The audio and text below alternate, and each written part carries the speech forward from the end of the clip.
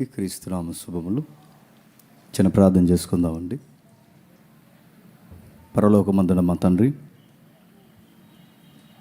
మరలా మధ్యాహ్నం వేళ కలుసుకొని మరొక నిబంధన, నూతన నిబంధన అయిన తండ్రి, క్రొత్త నిబంధనని అర్థం చేసుకోవడానికి తండ్రి ప్రయత్నం చేస్తున్నాం. నిన్నటి దినాన తండ్రి పాత నిబంధన యొక్క విధి విధానాలు, వాటి యొక్క శైలి మేము చూసాం. చరిత్ర ఎలా ప్రారంభమైందో, తిరిగి మళ్ళీ చరిత్ర ఎక్కడికి వచ్చిందో ఎన్నో విషయాలు తండ్రి మా కళ్ళకు కనబడేలా మీరు చూపించారు. ఆది కాండం నుండి మలాకి వరకు నడిచిన తండ్రి చరిత్ర, మానవుడు ప్రతిసారి చేసిన తండ్రి వాడి వ్యతిరేకత, వైఖరి అన్నీ చూపిస్తూ మాతో మాట్లాడారు. నూతన నిబంధన కొరకు మాట్లాడుతున్నాం తండ్రి. మీ సహాయం మాకు అవసరం, మీ తోడు మాకు అవసరం.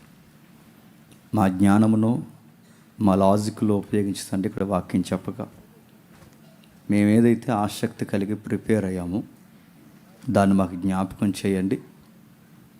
మీ బిడ్డకు అర్థమయ్యేలా తండ్రి సందర్భానుసారంగా మమ్మల్ని వాడుకోండి తండ్రి. ఉదయకాల వేళ నిన్నటి దినాన తండ్రి సంఘ చరిత్రలు మేము చూసాం.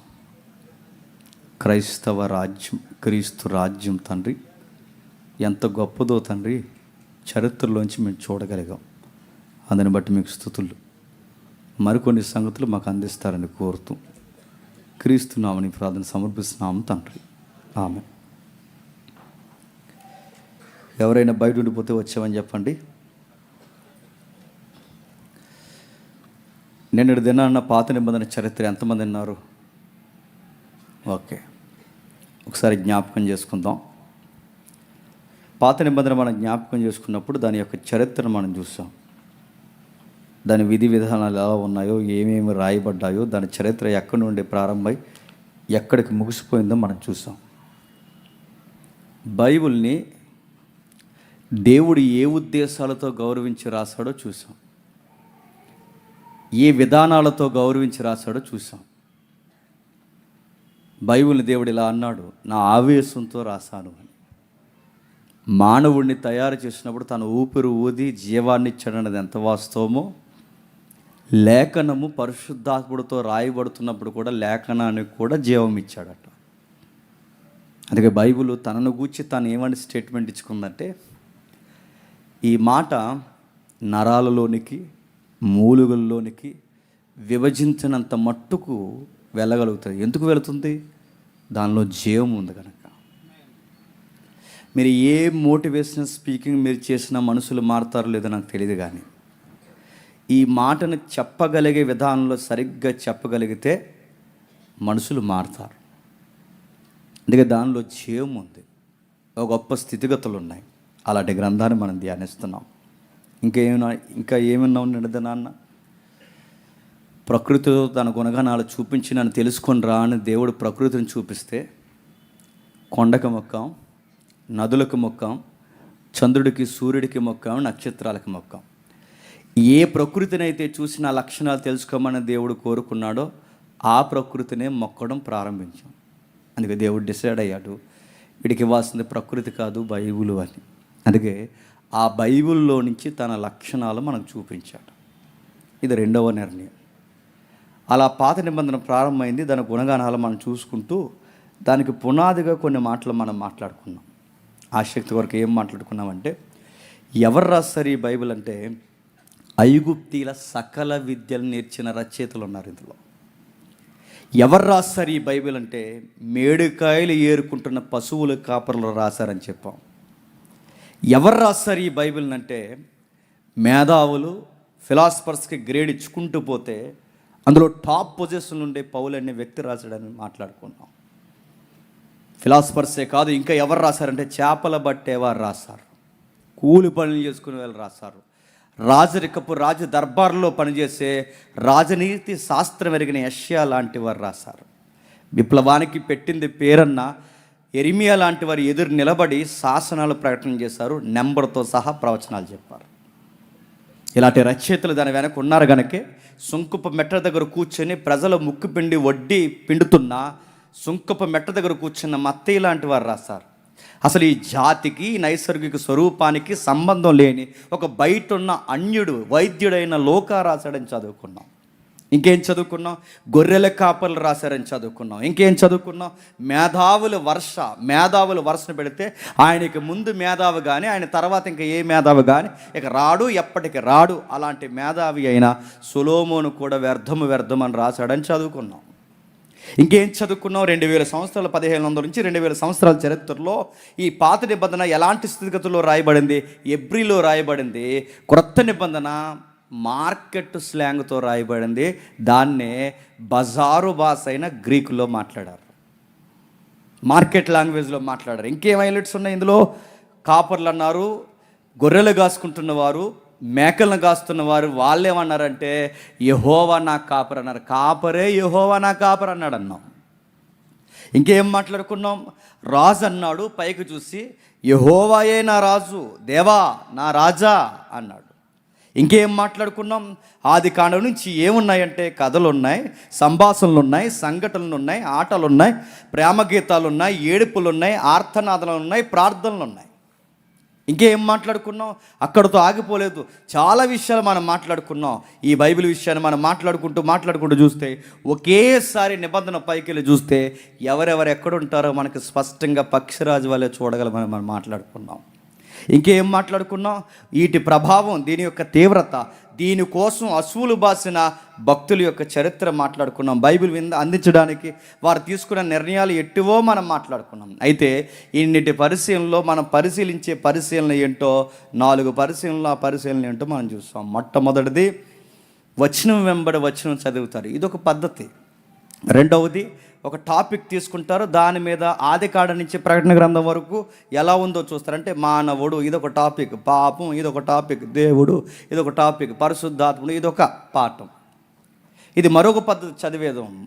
మూడవది చూస్తున్నాం. మరొక పద్ధతి ఏముందంటే టైపాలజీ అంటారు. టైపాలజీ అంటే ఆదామును చూపిస్తూ మరొక ఆదామును చూపించడం. ఆ మొదటి ఆదాము ఆయన అయితే కడపటి ఆదాము మరొక ఆయన ఉన్నాడని చూపిస్తుంది. దీన్ని టైపాలజీ అంటారు. ఇంకేం చూసాం? ఆ టైపాలజీలో అబ్రహాము కొడుకుని బలిస్తున్నప్పుడు పొదలలో ఒక గొర్రె పిల్ల చిక్కుకుపోయినప్పుడు ఈ గొర్రె దేనికి టైపాలజీ అని దాన్ని డీకోడ్ చేస్తారని చెప్పాం. ఇదొక పద్ధతి. ఇన్ని పద్ధతుల్లో మీరు చదివేది ఏంటయ్యా అంటే ఓవరాల్ వ్యూ అని ఒక పద్ధతి మనం నేర్చుకుంటున్నాం. ఎందుకంటే ఈ వచనం వెంబడి వచనం చదవడం ప్రారంభిస్తే అవ్వదు. టైపాలజీ ప్రారంభిస్తే పోలికలు చాలా ఉన్నాయి. టాపిక్స్ మీద మాట్లాడితే ఒకట వయసు అయిపోవాలి కానీ టాపిక్స్ అవ్వవు. అందుకే ఇదంతా కాదు, అసలు బైబిల్ అంటే ఏంటని తెలుసుకోవడానికి ఒక లైన్ ఎత్తుకాం. ఆ లైన్లో మనకు అర్థమైంది పాత నిబంధన అంటే ఏంటో. ఆదాము దగ్గర నుంచి మలాకి వరకు నేర్చుకున్నాం.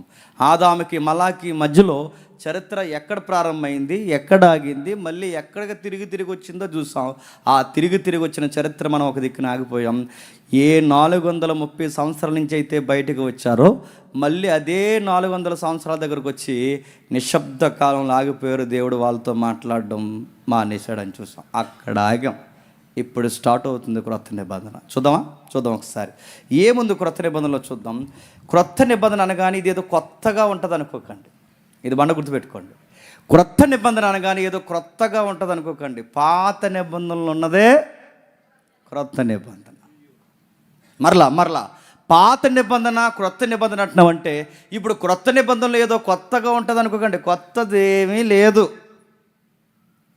పాత నిబంధనలు ఉన్న ఆ నిబంధనలనే కొనసాగింపు ఉన్నాయి క్రొత్త నిబంధనలో. దాన్ని మరింత విస్తరించి మాట్లాడే విధానాలు ఉన్నాయి క్రొత్త నిబంధనలు. అందుకే మీరు చూస్తున్నప్పుడు కొన్ని పదాలు మనకు గుర్తున్నాయి. ఏముంది ఆ నిబంధనలు అంటే హిస్టరీ ఉంది, పొయట్రీ ఉంది, విజడం ఉంది, లా ఉంది అని చదువుకున్నాం. ఒక పాయింట్ పట్టుకోండి. పాత నిబంధనలో లా దాన్ని మోజెస్ లా అంటారు, గాడ్స్ లా అంటారు దాన్ని. ఆ ఏదైతే మనం చట్టం మాట్లాడుకుంటున్నామో అదే చట్టం మళ్ళీ నూతన నిబంధనలో కూడా మనకు కనబడుతుంది. చూస్తారు ఒకసారి, త్వరగా తీయండి. మత్తయి సువార్త, క్షమించండి, ఎబ్రీ పత్రిక మొదలు చూద్దాం, తర్వాత మత్తయి సువార్త చూద్దాం. ఎబ్రీ పత్రిక 1వ అధ్యాయం 1వ వచనం. పూర్వకాలమందు నానా సమయముల్లోనూ నానా విధములుగాను ప్రవక్తల ద్వారా మన పితరులతో మాట్లాడిన దేవుడు ఈ దినముల అంతమందు కుమారుడు ద్వారా మనతో మాట్లాడెను. ఆయన ఆ కుమారుణ్ణి సమస్తమునుగా వారసుడిగా ఎంచును. ఏమంటున్నాడండి? ఈ దినముల అంతమందు, అక్కడ మనం కేటగిరీ ఎడదీస్తాం. ఇమేజ్ ఉందా? ఆ వచ్చిన యొక్క విభజన మనం చేస్తాం. పూర్వకాలమందు నానా విధములుగా నానా సమయముల్లో దేవుడు ఆ పూర్వకాలం మనుషులతో మాట్లాడిన దేవుడు క్రొత్త నిబంధనకు వచ్చేసరికి దేవుడు ఎవరితో మాట్లాడాడట? కుమారుని ద్వారా. ఇప్పుడు ఇక్కడికి వచ్చాం, నానా సమయాలు చూసాం, నానా విధానాలు చూసాం, నానా భాగాలు చూసాం, ఎలా మాట్లాడాడో చూసాం, పూర్వకాలం ఎలా ఉన్నాడో చూసాం. ఇప్పుడు తిరిగి మనం ఎక్కడికి వచ్చామంటే కుమారుడు మాట్లాడే టైమింగ్ మనం వచ్చేస్తాం. 430 సంవత్సరాల తర్వాత ఎలాగైతే మోసే వచ్చాడో, ఇప్పుడు 400 సంవత్సరాల తర్వాత మళ్ళీ ఇప్పుడు ఎవరు వచ్చారు? కుమారుడు వచ్చాడు. కుమారుడు ఎలా మాట్లాడుతున్నాడు, ఏం మాట్లాడుతున్నాడు చూడండి ఒకసారి. మత్తయి సువార్త 5వ అధ్యాయం, మత్తయి సువార్త 5వ అధ్యాయం 21వ వచనం నుండి, నరహత్య చెయ్యవద్దు, నరహత్య చేయువాడు విమర్శకు లోనగునని మీ పూర్వీకులతో చెప్పినది. బాగా వినాలి. మీ పూర్వీకులతో ఏం చెప్పాడు? నరహత్య చేయొద్దని చెప్పాడు. మీకు అర్థమవుతుందా? క్రొత్త నిబంధన ఏదో కొత్తగా అనుకోకండి. 430 సంవత్సరాల తర్వాత వాళ్ళు బయటకు వస్తే వాళ్ళకి 10 ఆజ్ఞలు ఏవైతే ఇచ్చాడో, మళ్ళీ 400 సంవత్సరాల తర్వాత దేవుడు మళ్ళీ మాట్లాడితే మళ్ళీ ఏమి ఇస్తున్నాడు? అవే 10 కమాండ్స్ ఇస్తున్నాడు. అర్థమవుతుందో లేదో? పూర్వం వాళ్ళు 430 సంవత్సరాల తర్వాత వాళ్ళు బయటికి తీసుకొచ్చి ఏ 10 ఆజ్ఞలు అయితే ఇచ్చి ఇది మీ నిబంధనలని చెప్పాడో, ఇప్పుడు మళ్ళీ అదే 10 ఆజ్ఞలు స్థిరపరుస్తున్నాడు. చూడండి, అంటే అక్కడ సేనాయి కొండ, ఇక్కడ ప్రభు ఎక్కున కొండ, అంతే సేమ్. అక్కడ మోసే, ఇక్కడ మోసే వంటి ప్రవక్త. అక్కడ ఇశ్రాయేలీయులు, ఇక్కడ క్రొత్త నిబంధన ఇశ్రాయేలీయులు, సేమ్. అక్కడ చెప్పాడు నరహత్య చెయ్యొద్దు అన్నాడు 10 ఆజ్ఞల్లో. ఇక్కడ కూడా ఏం చెప్తున్నాడు? నరహత్య చెయ్యొద్దని పూర్వం చెప్పానుగా, నరహత్య చేయొద్దని పూర్వం మీ పితరులకు చెప్పానుగా, మళ్ళీ అదే చెబుతున్నాను, నేనే చెబుతున్నాను, జ్ఞాపకం పెట్టుకోండి అన్నాడు. క్రొత్త నిబంధనే, కానీ క్రొత్త నిబంధనలో పాత నైతిక విషయాలే స్థిరపరుస్తున్నాడు. 27వ వచనం చూడండి, 27వ వచనం, వ్యభిచారం చేయవద్దని చెప్పండి. పాత నిబంధన 10 ఆజ్ఞల్లో ఏం చెప్పాడు? నరహత్య వద్దు, 2 వ్యభిచరించొద్దు. మళ్ళీ ఏం చెప్తున్నాడు? వ్యభిచారం చేయొద్దు. సేమ్ ప్యాటర్న్ కనబడుతుంది చూడండి. నరహత్య చేయొద్దని 10 ఆజ్ఞల్లో చెప్పిన వాడే, సేనాయి కొండ మీద చెప్పిన వాడే ఇక్కడ మళ్ళీ చెప్తున్నాడు చూడండి, వ్యభిచారం చేయొద్దంటే అక్కడ చెప్పిన మాటే మళ్ళీ ఇక్కడ స్థిరపరుస్తున్నాడు. అక్కడ వ్యభిచారం చెయ్యొద్దన్నాడు, ఇక్కడ ఇంకొక అడుగు ముందుకేసేలా మనకు చెప్తున్నాడు, కనీసం చూడొద్దు అన్నాడు.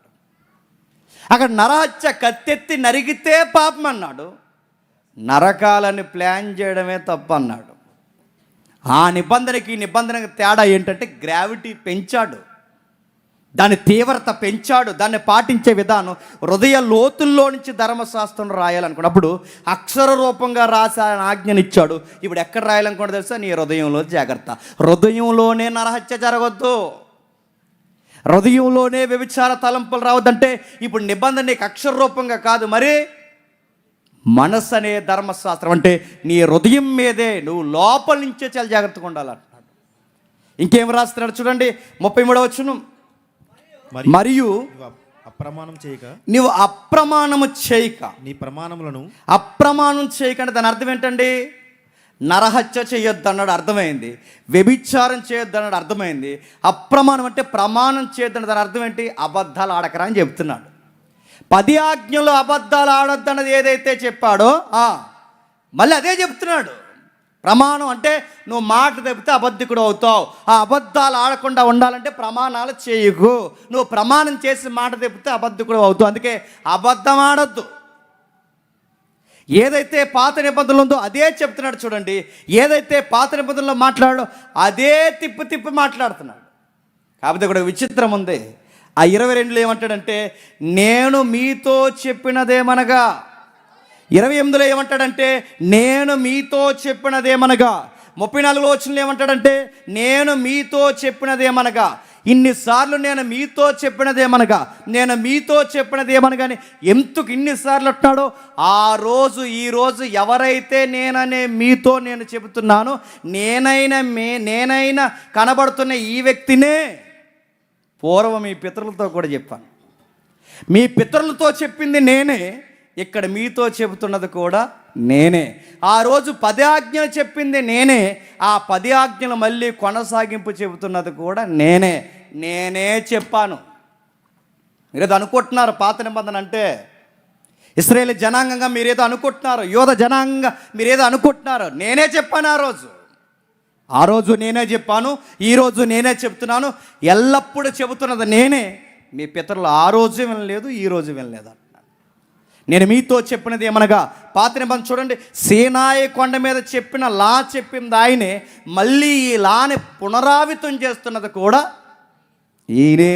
అందుకే పేరుకే క్రొత్త నిబంధన కానీ చెప్పండి, అన్నీ అవే నిబంధనలు. పేరుకే క్రొత్త నిబంధనను మనం మాట్లాడుకుంటున్నాం కానీ అవే నిబంధనలు మొదలుపెట్టాడు. ఏముందంటే పాత నిబంధనలో చరిత్ర ఉంది, క్రొత్త నిబంధనలో చరిత్ర ఉంది. పాత నిబంధనలో రచనలు ఉన్నాయి, క్రొత్త నిబంధనలో రచనలు ఉన్నాయి. పాత నిబంధనలో ప్రవక్తలు ఉన్నారు, చెప్పండి. క్రొత్త నిబంధనలో కూడా ప్రవక్తలు ఉన్నారు. ఇంకా అడుగుతున్నాను, ఇంకేముందంటే కొత్త? పాత నిబంధనలో చరిత్ర ఉంది, క్రొత్త నిబంధనలో చరిత్ర ఉంది. పాత నిబంధనలో రచనలు ఉన్నాయి, క్రొత్త నిబంధనలో రచనలు ఉన్నాయి. పాత నిబంధనలో ప్రవక్తలు ఉన్నారు, క్రొత్త నిబంధనలో ప్రవక్తలు ఉన్నారు. ఇప్పుడు విచిత్రం, పాత నిబంధన 5 కాండాలతో స్టార్ట్ అయింది, చెప్పండి అర్థమైతే. క్రొత్త నిబంధన 4 సువార్తలు స్టార్ట్ అయింది, సేమ్. పాత నిబంధన 5 కాండాలతో స్టార్ట్ అయితే క్రొత్త నిబంధన 4 సువార్తలతో పెనవేసుకుంది.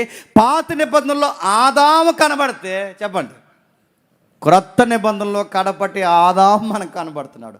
పాత నిబంధనలో మోసే ధర్మశాస్త్రం కనబడుతుంది, ఇక్కడ క్రొత్త నిబంధనలో క్రీస్తు ధర్మశాస్త్రం కనబడుతుంది.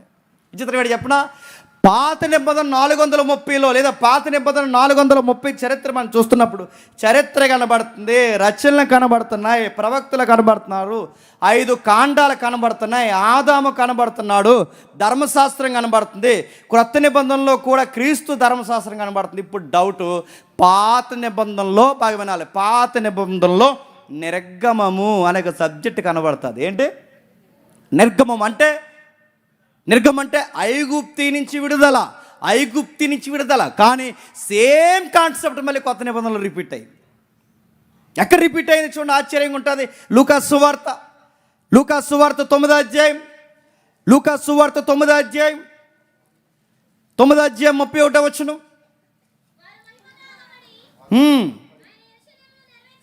వారి మహిమలో కనబడి నిర్గమమును గూర్చి మాట్లాడుచుండ్రి. దేని గుర్చండి?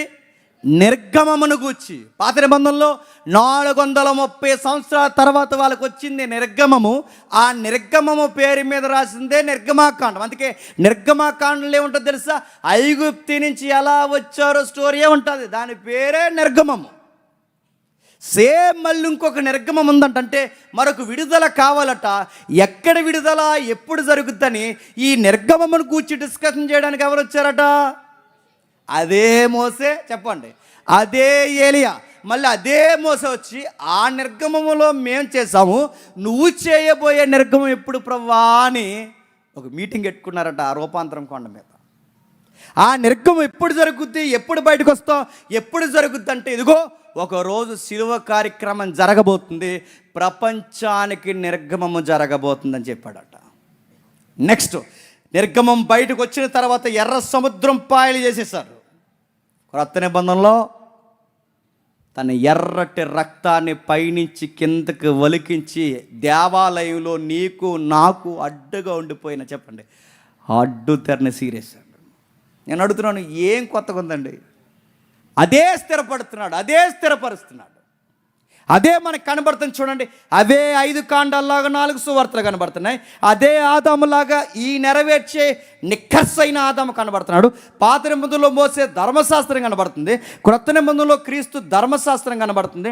అక్కడ నేను మీతో చెప్పినది నరహత్య, వ్యభిచారము, అబద్ధము, ఈ దొంగతనం, పొరుగువాడు దాసించేది ఏది వద్దని ఏదైతే చెప్పాడో అవే మళ్ళీ ఇక్కడ స్థిరపరుస్తూ నడిపిస్తున్నాడు. ఇంకేం కనబడుతుంది? పాత నిబంధనలో సెంటర్ ఆఫ్ అట్రాక్షన్ ఉండే జాతి ఎవరండి? ఇశ్రాయేలు. ఎవరు? పాత నిబంధనలో ఆకర్షణీయంగా కనబడే దేవుడు ఎంపిక చేసుకున్న జాతి ఇశ్రాయేలీలు అయితే, క్రొత్త నిబంధనలో దేవుడు ఎంపిక చేసుకున్న ఇశ్రాయేలు ఎవరో తెలుసా? సంఘము. సేమ్ మళ్ళీ అక్కడ జాతిని ఎలాగైతే ఎంపిక చేశాడో ఎక్కడ కూడా ఒక జనాభాని ఎంపిక చేశాడు. సేమ్ మళ్ళీ జ్ఞాపకం చేశాడు. ఏమని? ఒకసారి చూడండి, పేతురు రాసిన మొదటి పత్రిక అపోస్తుడైన పేతురు గారు రాసిన మొదటి పత్రిక 2వ అధ్యాయం. అపోస్తుడైన పేతురు గారు రాసిన పత్రిక 2వ అధ్యాయం 9వ వచనం అనుకుంటే ఒకసారి చూడండి. చీకట్లో నుండి ఆశ్చర్యకరమైన తన వెలుగులోనికి మిమ్మును పిలిచిన వాని గుణాతిశయములను ప్రచురము చేయు నిమిత్తము ఏర్పరచబడిన వంశమును, రాజులైన యాజక సమూహమును, పరిశుద్ధ జనమును, దేవుని సొత్తైన ప్రజలై ఉన్నారు. ఏంటట? ఏమంటున్నాడండి? మీరు చీకట్లో నుండి ఆశ్చర్యకరమైన తన వెలుగులోనికి పిలిచిన వాని గుణాతిశయములను ప్రచురము చేయ నిమిత్తము మీరు పిలువబడ్డారు. ఆ పిలువబడేది మీరు ఎలా పిలువబడ్డారు? యాజకులు, రాజులు. ఎలా అంట?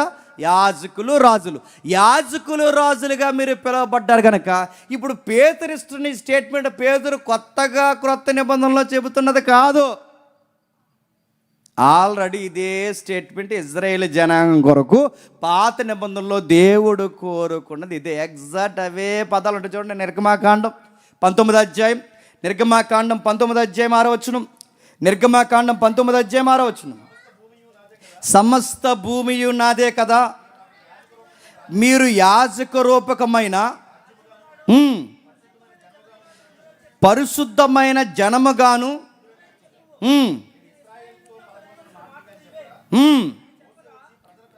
మోసే వచ్చి ప్రజల పెద్దలను పిలిపించి ఏమంటాడంటే, అక్కడ ఏం మాట్లాడు? మళ్ళీ చదవండి ఒకసారి.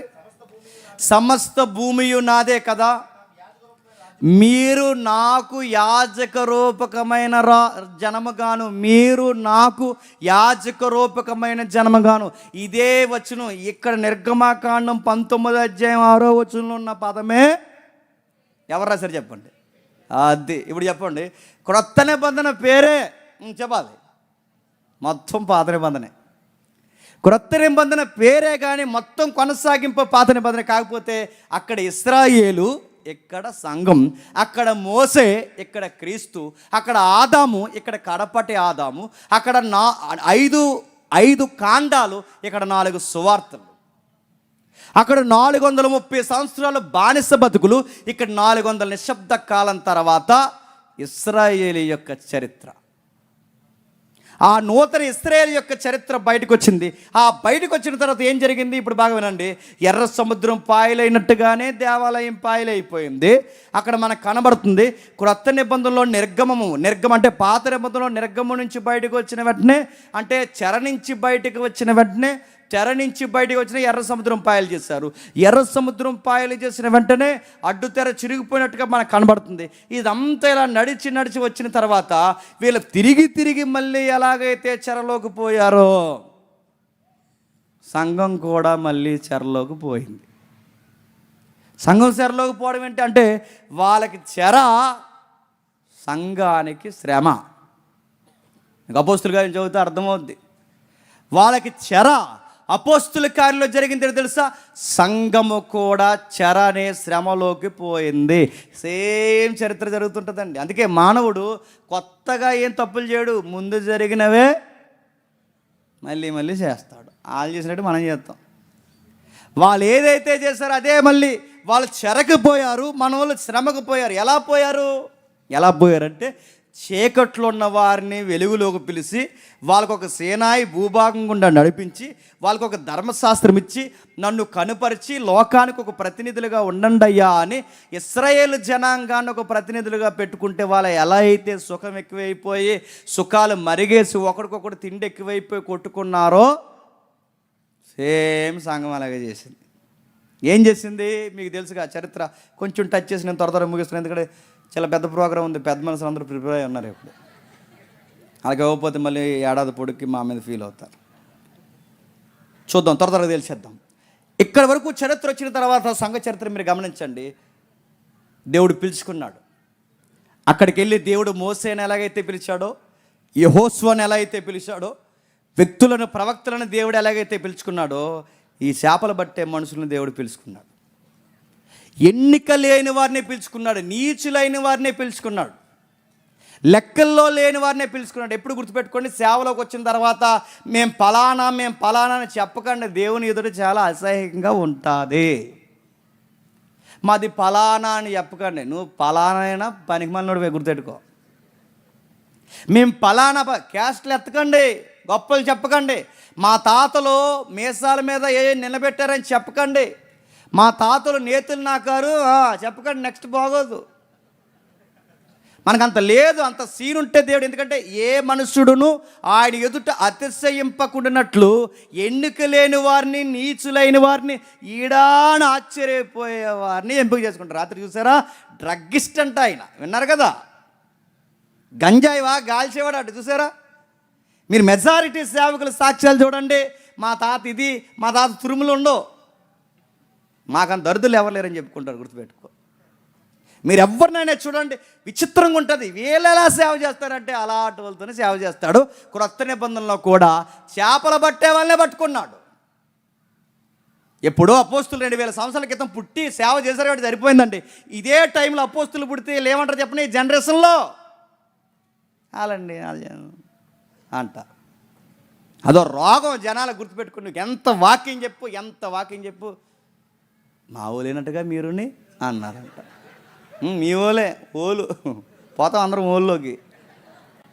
మా ఊలంటగా ఇదో జబ్బండి. ఎంత వాకింగ్ చెప్పినా ఈ కులము, ఈ అధికారాలు, చెత్త, ఈ తాలూకులు మా వీళ్ళు ఎంక చూస్తే నాకు ఒళ్ళు కలపరం ఎక్కుతుందండి నాకు. అందుకే నా పిల్లో డిసైడ్ నాకు చెప్పాను, రై మీ క్యాస్ట్ అమ్మాయిని చేసుకోకరని. వాళ్ళ క్యాస్ట్ అమ్మాయిని చేసుకోలేదు. నేను డిసైడ్ అయ్యాను నా క్యాస్ట్ అమ్మాయిని చేసుకోకూడదు. అందుకే మా క్యాస్ట్ కాదు, నా క్యాస్ట్ లేదు, క్యాస్ట్ ఉండకూడదు. అందుకే చూడండి, క్యాస్ట్ అనే దానికి పెద్ద పెట్టి వేయకూడదు. ఎన్నిక లేనప్పుడు దేవుడు మనల్ని పిలుచుకున్నాడు, లెక్క లేనప్పుడు దేవుడు మనల్ని పిలుచుకున్నాడు, అసలు ఏ అర్హత లేనప్పుడు దేవుడు మనల్ని పిలుచుకున్నాడు. మనకెక్కడ ఉందని చెప్పుకోవడానికి అంత ఘనచరిత్రలు ఉన్నాయా చెప్పుకోవడానికి. అందుకే చేపల బట్టలు పిలిచారు. ఆ పేదరు అదో రకం పిలిచాడు. ఆ మనిషికి ఆవేశం ఎక్కువ, వినేది తక్కువ. ఇలా చెప్తుంటా, సబ్జెక్ట్ చెప్తా వెళ్ళి కొట్టేహో చేస్తాడు ఈ లోపల ఆడిని. అంత ఆవేశపడిని ఎంచుకున్నాడు. ఇదే ఈ మనిషి సేవ ఏంటంటే ఈ మనిషి సేవకు పనిచేస్తాడా అలాంటిని ఎంపుకుంటాడు.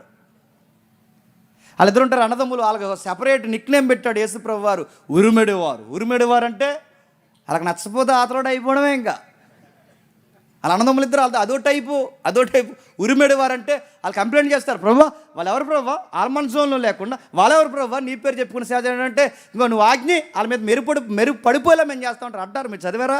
నువ్వు ఒకసారి ఆజ్ఞి వాళ్ళ మీద మెరుగు పడిపోయేలా చేస్తామంటే అప్పుడు ప్రభు అంటాడు, ఉరిమెడివారులారా ఆగండి అంటాడు. ఆయన కోపం. ఒక్కొక్కరు ఒక రకం. ఆడొకడు ఉంటాడు, ఆ జిత్రిమారుడు, ఆడు కూడా టీం మెంబరే. ఎవరు? యోధా. రకరకాల మనుషులు. ఆ కుర్రోడు ఎవరు ఉన్నారు, ఆ తీవ్రవాది రక్తం కళ్ళ చూస్తాడు, ఆ జలోతి అనబడిన సీమోను, అదో రకం క్యారెక్టర్ వాళ్ళది. ఎన్నిక లేని వారిని అందరిని ఎంపిక చేసి వాళ్ళకి నాయకత్వాలు ఇచ్చి వాళ్ళకి చక్కటి బెదురుగా బతికే వాళ్ళకి గుండెల నిండా ధైర్యం ఇచ్చాడు. ఇప్పుడు చెప్పండి, సువార్త చేపలను ఎవడైనా పడతాడయ్యా, జీవులను ఎవడైనా పడతాడయ్యా, మనుషులను పట్టే వాళ్ళుగా మారుస్తాను రండి అన్నాడు. మనుషుల్ని ఎలా పట్టాలో నేను ట్రైనింగ్ ఇస్తాను, వెనకాల రండి. నేను తిన్న దగ్గర తినండి, కూర్చున్న దగ్గర కూర్చోండి, నేను ఎలా తిరుగుతున్నాను అలా తిరగండి. పరిచర్య యొక్క రుచి అంటే నేను చూపిస్తాను. మనుషుల్ని పట్టడం అంటే చిన్న విషయం కాదు. ఏ జంతువునైనా పట్టుకోవచ్చు, కానీ మనుషుల్ని పట్టుకోవడం చాలా కష్టం. అలాంటి పట్టుకునే ప్రాజెక్ట్ నేను నేర్పిస్తాను రండి. మనుషులు అంత డేంజర్ అంటే చాలా డేంజర్. ముందు మనకు వందనాలు చెప్తారు, కానీ వెనకాలం చేప ఎప్పుడు చేపలాగా ఉంటుంది, పులి ఎప్పుడు పులిలాగా ఉంటుంది, నక్క ఎప్పుడు నక్కలాగా ఉంటుంది. ఈడే ఆడేటో అర్థమవుతుంది మనకి. ఎవరో వచ్చి చెప్తారు నిన్ను ఇలా అన్నాడని, జేమ్స్ అని నిన్ను ఇలా అన్నాడంటే, ఇందాక దగ్గర 100 చెప్పాడంటే అక్కడ 100 చెప్తారు, అక్కడ పోయి ఏదో అంటాడు. ఇలా డోళ్ళు మార్చాలంటే ఎంత కష్టమండి. అలాంటి వారిని మార్చేయాలని పిలుస్తాను, పిలిచాడు, చక్కగా ఇచ్చాడు. అసలు మాట్లాడడం రాదండి ఆ వ్యక్తికి, చాలా కోపిష్టి. ఇంక ఎదురుగా ఆయన కోపం వస్తే గవర్నరా పోలీసా ఏం చోట ముందు నరికేస్తాడు, ఆ చెవి నరికేశాడు అక్కడ. కోపిష్టి అలాంటోడు మారిపోయాడు. అలాంటోడు మారిన తర్వాత అసలు పాండిత్యం లేని పామరుని నిలబడి మాట్లాడితే ఆ ప్రసంగానికి 3000 మంది మారిపోయారట. ఎంతమంది? 3000 మంది. మీరు చరిత్ర చూడండి. మోసే ధర్మశాస్త్రం తెచ్చిన తర్వాత కొండ దిగొచ్చే సమయానికి, మోసే ధర్మశాస్త్రం తెచ్చిన తర్వాత కొండ దిగొచ్చే సమయానికి, మనుషులు దూడను పూజించే సమయానికి దేవుడు కోపం తరపున మోసే నిలబడి 3000 మందిని చంపేశారు. కొండ దిగొచ్చిన వెంటనే 3000 మందిని చంపేశారు. కానీ ఇదే మనుషులు మరలా ప్రభు యొక్క కొండ మీద ప్రసంగంతో స్థిరపడిన తర్వాత 3000 మందిని చంపలేదు. చెప్పండి, 3000 మందిని మార్చేశారు. ఎవరు మార్చేశారంటే పామరులు, పాండిత్యం లేనివారు, సామాన్యమైన మనుషులు. 3000 మంది మారారు. తర్వాత 4000 అయ్యారు, 5000 అయ్యారు, 6000 అయ్యారు. అలా నడిచి చరిత్ర వచ్చి చక్కగా ఇన్ని వేల మంది అలా అయితే ఉన్నారో అన్ని వేల మందిగా సంఘం కూర్చుంటే సరిగ్గా అక్కడ వచ్చేసింది గోంగూర కాడ గొడవ. ఎక్కడ వచ్చేస్తే చెప్పినా గొడవలు ఎప్పుడని ఎక్కడో చెప్పండి. భోజనాల దగ్గర వచ్చేస్తాయి గొడవలు. ఎందుకు వచ్చేస్తే భోజనాల దగ్గర గొడవలు? వడ్డించే వాళ్ళు వంకరాలు అయితే వచ్చేస్తాయి. అదిగా వడ్డించే వాళ్ళకి ముందు 2-3 సార్లు ఆజ్ఞ చెప్పాలి, జాగ్రత్త అబ్బాయి. వడ్డించే వాళ్ళ దగ్గర ఎందుకు గొడవ వచ్చేస్తే అంటే వడ్డించే వాళ్ళకి అదో రకమైన బుద్ధి ఉంటుంది. ఆ బుద్ధి ఏడు చెప్పిన ఈడు తాలూకోలు వస్తారని చెప్పి ఈడు ఏం చేస్తాడంటే కక్క ముక్క దాసుంతరు ఇస్తారు. అంతే చూడండి, కూరలు దాహేస్తారు తెలుసా, పెరుగు దాహేస్తారు కొన్ని సంఘాలు తెలుసా. పెరుగు దాచేస్తారు. ఎంత సీపు కొట్టదండి, కూర దాసాడు ఏంటి, పెరుగు దాసాడు ఏట్రా, మరి ఎందుకు దాసారంటే వాళ్ళ తాలూకోలు వస్తారు అందుకు దాచేసాడు. మరి ఇలాంటి పిచ్చి పనులు ఆ రోజు జరిగాయి. అపోస్తుల గారికి వచ్చేసరికి జరిగాయి. ఏం చేశారంటే వాళ్ళు భోజనాల దగ్గర గొడవ పెట్టి, మీరు ఎదవరండ్లు కదా, మీరు తర్వాత తినండి, ఇదిగో మీరు రండి, ఇబ్రూలు కదా, మీరు ఇలా రండి, మా గ్రీకులు కొంచెం పక్కుండండి, ఇదిగో మన ప్రాంతం వాళ్ళ ముందుకు రండి, ఇదిగో మీరు తినండి, మీరు పక్కుండనని ఇలాంటి చిన్న చూపు చూస్తే వాళ్ళ గొడవలు వచ్చేసాయి. ఇశ్రాయేలుకి కళ్ళు నెత్తికెక్కి బాగా తిన్న తర్వాత ఎప్పుడైతే సుఖం మరిగాడో సరిగ్గా అదే టైంలో దేవుడు ఏం చేశాడు, సెరగ పంపించేశాడు. సేమ్ అదే పని ఎవరు చేస్తారు చెప్పండి? యెరూషలేములో కూర్చుని తీరిగ్గా టయానికి భోజనాలు తినేసి దేవుడు భయం లేకుండా ప్రేమతో సమాధానంతో ఉండండి అయ్యా అంటే ఒకరిని ఒకరు తక్కువ చేసుకున్నందుకు దేవుడు తీసుకున్న నిర్ణయం ఏంటో తెలుసా? చెదరగొట్టి పాడేశాడు. అంతే. సేమ్ చరిత్ర రిపీట్ అవుతుంది చూడండి. చెదరగొట్టేశాడు, పొమ్మన్నాడు. ఆ 8వ అధ్యాయంకి వచ్చేసరికి చెదిరిపోయారు. పాత నిబంధన చెరాన్ని చదువుకుంటాం, క్రొత్త నిబంధన సంఘానికి శ్రమ అని చదువుకుంటాం. పాత నిబంధనలో చెరకు వెళ్ళొచ్చిన తర్వాత వాళ్ళకి ఎలాగైతే దేవుడి విలువ తెలిసి వచ్చిందో, క్రొత్త నిబంధనలో శ్రమలో సంఘం చెదిరిపోయిన తర్వాత అప్పుడే సువార్త బాగా చేశారండి. అందుకని ఎప్పుడు చెప్పే సామెత మీకు చెప్తున్నాను, 4 ఉన్నప్పుడే బాగుంటాం, 40 మంది ఉన్నప్పుడే బాగుంటాం, 400 మంది ఉన్నా బాగుంటాం, 4000 అయితేనే చెప్పండి, మంది ఎక్కువైతేనట చెప్పండి. అది అంతకుముందు గట్టి పెరిగి వేసుకుంటాం, అందరూ వచ్చాక పలసగా అయిపోద్ది. నా మాటలు అర్థమవుతున్నాయి. అందుకే చరిత్ర మళ్ళీ రిపీట్ చేశారు. ఇంకా ముగిస్తున్నాను త్వరగా. పాత నిబంధనలో దీర్ఘదర్శులు, దూరదర్శనం చదువుకుంటాం కదా. పాత నిబంధనలో దీర్ఘదర్శులు, దూరదర్శనం చదువుకుంటాం. కానీ క్రొత్త నిబంధనలో ఇక దీర్ఘదర్శులు కాదు. క్రొత్త నిబంధనలో ఒక దర్శన గ్రంథమే రాసిచ్చాడు. ఇక్కడ నెక్స్ట్ ఏం జరగబోతుందో దాని పేరు ప్రకటన గ్రంథం. పాత నిబంధనలో దీర్ఘదర్శులు కనబడతారు, క్రొత్త నిబంధనలో ఒక దర్శన గ్రంథం కనబడుతుంది. ఆ దర్శన గ్రంథం పేరే ప్రకటన గ్రంథం. 430 సంవత్సరాల తర్వాత చెర నుంచి బయటికి ఎలా వచ్చారో 400 సంవత్సరాల మహా నిశ్శబ్దం తర్వాత ఒక పుస్తకం బయటికి రాసిచ్చాడు. అది క్రొత్త నిబంధన పుస్తకం. ఆ క్రొత్త నిబంధనలు రాయబడిన మొట్టమొదటి పుస్తకం పేరేంటి చెప్పండి? అందుకే మీరు అడిగాం, మరి చెప్పండి. క్రొత్త నిబంధనలో మొట్టమొదటిసారి రాయబడిన పుస్తకం పేరేంటి చెప్పండి? కాదు, కల్తీ పత్రిక అంటాడు ఎవరో, భోంచలేదు అనుకుంటాం. చెప్పండి. క్రొత్త నిబంధనలో మొట్టమొదటిసారి రాయబడిన సువార్త నాకు తెలిసి నేను చదివిన వ్యాఖ్యానాలన్నీ ఇదే చెప్పాయి. చెప్పండి. కాదా? ఇంకేదో ఇంకా లాస్ట్ ఒకటి ఉంది చెప్పండి. అది మార్కు సువార్త. క్రొత్త నిబంధనలో రాయబడిన మొట్టమొదటి సువార్త మార్కు సువార్త రాయబడింది. నిజానికి రాసింది అంటే రికార్డ్ చేసింది ఈయనే. మొట్టమొదటిసారి రాయబడిన సువార్త మార్కు సువార్త. అంటే వాళ్ళకి 430 సంవత్సరాల తర్వాత ఎలాగైతే వాళ్ళకి 10 ఆజ్ఞలు వచ్చాయో సువార్త లేదా వాళ్ళకి పుస్తకాల సంపూర్ణత ఎలాగైతే అడుగులు వేస్తుందో క్రొత్త నిబంధనలో ఇదిగో మనకు రాయబడుతుంది. మార్కు సువార్త అనేది మనకు తెర మీదకి వస్తుంది. ఆ రోజు మోసే వాళ్ళకి నాయకత్వం వహించాడు. ఈరోజు మనకి ప్రభు అయిన యేసుక్రీస్తు వారు నాయకత్వం వహించాడు. త్వరగా నేను ముగిస్తాను. 400 సంవత్సరాల నిశ్శబ్ద కాలం ఉంది కదండి. సరిగ్గా ఈ 400 సంవత్సరాల నిశ్శబ్ద కాలం తర్వాత మార్కు రాయబడింది. మరి మార్కు రాయబడక ముందు మలాకీ రాయబడింది. ఈ మలాకీకి మార్కుకి మధ్య నిశ్శబ్ద కాలం ఎంత? 400 సంవత్సరాలు. సరిగ్గా అదే 400 సంవత్సరాల్లో విచిత్రమైన పుస్తకాలు రాశారు. ఆ పుస్తకాల్లో 7 పుస్తకాలే ఆ క్యాథలిక్లో ఉంటాయి. నా మాటలు అర్థమవుతుంది. అంటే దేవుడు దర్శనం లేని కాలం అది, దేవుడు మాట్లాడిన కాలం అది. ఆ 430 సంవత్సరాల్లోనే మక్కాబీల పుస్తకం వచ్చింది. మక్కాబీలు అని ఒక చరిత్ర పుట్టుకొచ్చింది. సరిగ్గా 400 బాగా వినాలి. ఆ సరిగ్గా 400 నిశ్శబ్ద కాలంలోనే గ్రీకుల దండయాత్ర పెరిగింది. ద గ్రేట్ అలెగ్జాండర్ యొక్క పరిపాలన ఆ నిశ్శబ్ద కాలంలోనే జరిగింది. మక్కాబీల చరిత్ర ఆ నిశ్శబ్ద కాలంలోనే, గ్రీకుల దండయాత్రలు ఆ నిశ్శబ్ద కాలంలోనే, సరిగ్గా 430 సంవత్సరాల కాలంలోనే ఒక విపరీతమైన చిరుతుప్పుల వంటి ఒక ప్రభుత్వం తెర మీదకి వచ్చింది. ఆ ప్రభుత్వం పేరే రోమా సామ్రాజ్యం తెర మీదకి వచ్చింది. అర్థమవుతుందో లేదో చరిత్ర. సరిగ్గా అదే టైంలో రోమా సామ్రాజ్యం తెర మీదకి వచ్చింది. పాత నిబంధనలో ఫరో అనేవాడు అక్కడ చిన్న పిల్లల్ని చంపేస్తే ఇక్కడ మహాయేరోద్ అనేవాడు చిన్నపిల్లల్ని చంపేయడానికి తయారయ్యాడు. సేమ్ చరిత్ర. మానవుడు అన్నవాడు దేవుడికి ఎప్పుడు ఏం చెప్పాడో తెలుసా? మేము ఎప్పుడు ఎలాగే ఉంటామని చెప్పారు వాళ్ళు. మా అయ్యలు చేసినట్టే మేము చేస్తామని చెప్పారు వాళ్ళు ఉన్నట్టే మేము ఉంటామని చెప్పారు. అందుకే అక్కడ ఫరో కనబడతాడు, ఇక్కడ ఏరోదు కనబడతాడు. అక్కడ చిన్నపిల్లలు చనిపోతున్నప్పుడు, అక్కడ చిన్నపిల్లలు చంపబడుతున్నప్పుడు మోసే కనబడతాడు. ఇక్కడ చిన్నపిల్లలు చనిపోతున్నప్పుడు యేసుక్రీస్తు కనబడతాడు. సేమ్ చరిత్ర మనకు వస్తుంది. ఆ నిశ్శబ్ద కాలంలోనే ఈ రాజుల దండయాత్ర ప్రారంభమైంది. అదే నిశ్శబ్ద కాలంలో ఒక ఎలుగు రేఖ తెర మీదకి వచ్చింది.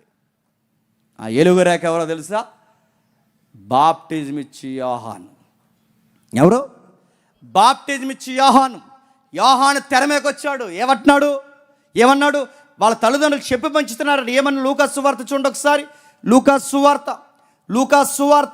సువార్త మొదటి అధ్యాయం, లూకాసు సువార్త మొదటి అధ్యాయం 66వ వచనం నుండి. ఇంకా మీకు బాగా అర్థం కావాలి అంటే, ఇంకా బాగా మనకు అర్థం కావాలి అంటే 57వ వచనం చూడండి. ఎలిజబెత్ అమ్మకి ప్రసవ కాలం వచ్చినప్పుడు కుమారుని కనెను. అప్పుడు ప్రభు ఆమె మీద మహాకనికరము ఉంచునని ఆమె పొరుగువారును బంధువులను విని ఆమెతో కూడా సంతోషించిరి. 8వ దినమున ఆ శిశువుకు సున్నతి చేయవచ్చి తండ్రి పేరును బట్టి జకరియా అని పేరు పెట్టేమంటారని అడిగారు. చుట్టాల బట్టలు ఏరే పని ఉండదండి. వాళ్ళు ఏమంటారు తెలుసు? వచ్చినట్టునే తినంగా బాగున్నాడు, ఆరోగ్యంగా ఉన్నారు అనరు.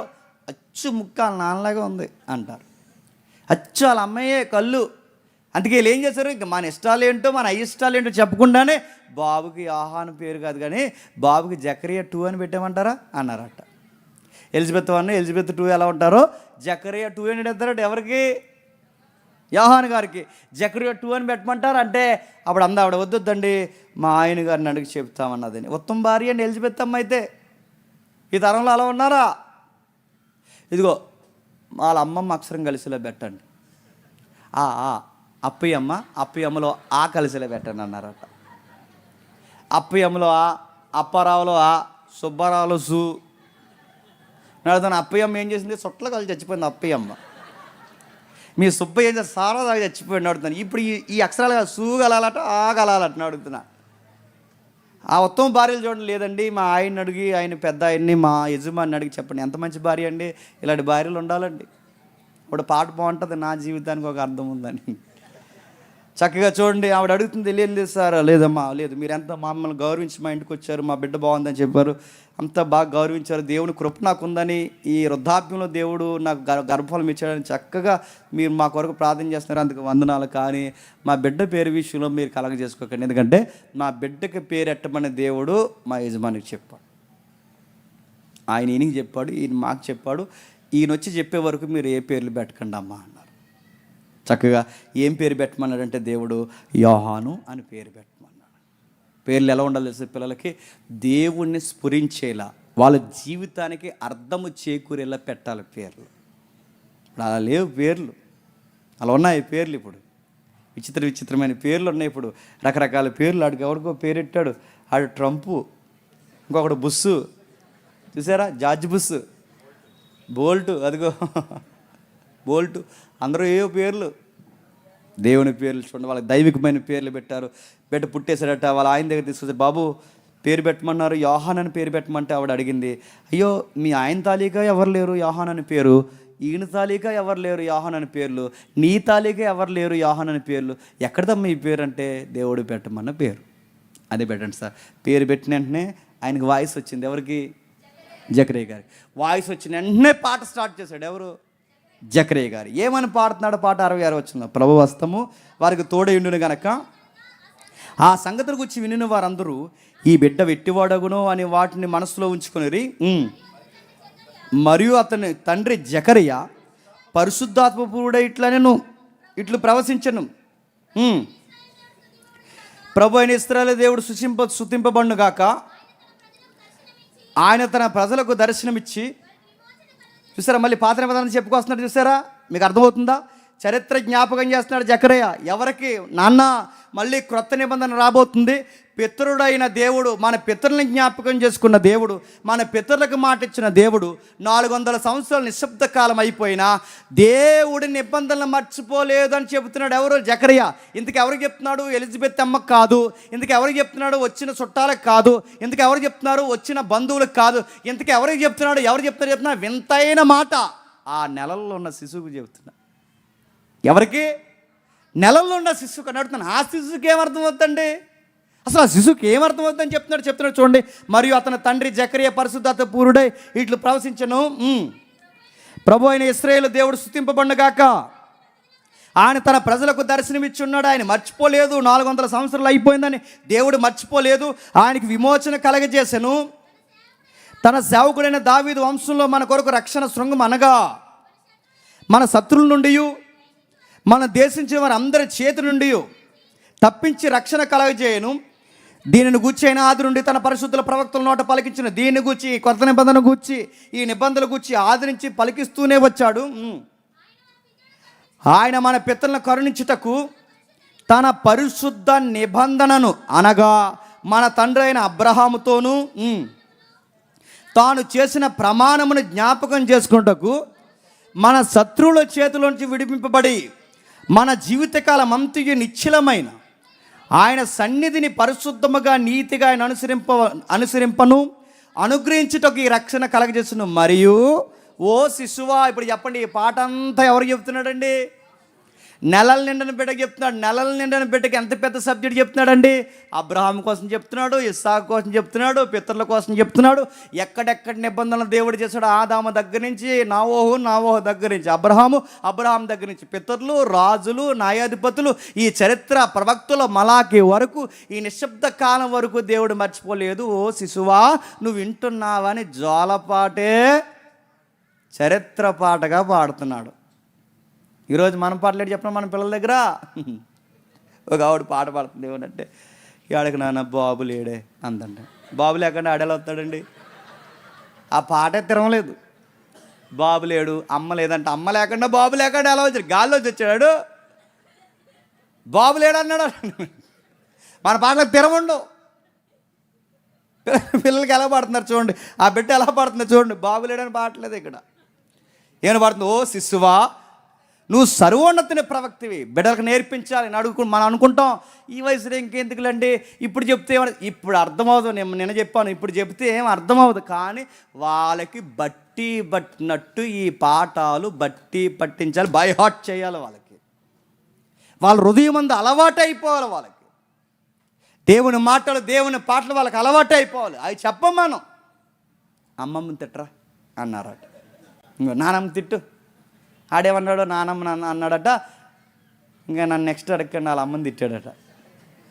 నానమ్మ వాళ్ళ అమ్మ అంటాడు, వీళ్ళ అమ్మ అంటాడు, వాళ్ళ అమ్మ అంటాడు. ఇలాంటివి నేర్పించి ఏమండి ఈరోజు మీ అబ్బాయి ఏమన్నాడు తెలుసా, వాళ్ళ అమ్మనే మీ అమ్మనే వాళ్ళ అమ్మ అని తిట్టాడు అన్నదట. ఈ గొర్రెపోతుకి అర్థమలేదు వాళ్ళ నాన్నకి. రే ఏట్రా అయ్యమ్మని మూతు అమ్మని అమ్మని బూతులు మాట్లాడు, మూతు మీ పాలు అనాలీడు అనలేదట. అంటాడు ఆడు పులిబిడ్డ అన్నాడట. ఈడు పెద్ద పులి, ఆడు చిన్న పులి తిరుగుతున్నాయి ఇంట్లో మృగాలు. ఈడు అన్నాడట పులిబిడ్డ, ఆడు బూతులు ఆడుతున్న పులిబిడ్డ. ఇలాగాను పులి ఎలుగుబంట్లతో పోల్చాడు. ఆడు ఎదిగిన మృగం అయిపోయి అందరినీ కరుచుకుంటూ తిరుగుతాడు. ఏం మాట్లాడుతున్నాడు చూడండి. క్రొత్త నిబంధన నాంది పలుకుతున్న ఎలుగు రేఖైన శిశువుకి యోహానికి ఏమి నేర్పిస్తున్నారో చూడండి. ఓ శిశువా, నువ్వు సర్వోన్నతిని ప్రవక్తవే. ఇంత నెలల్లో ఉన్న బిడ్డకి మోటివేషన్ చెప్తున్నా, నువ్వు ప్రవక్తవే.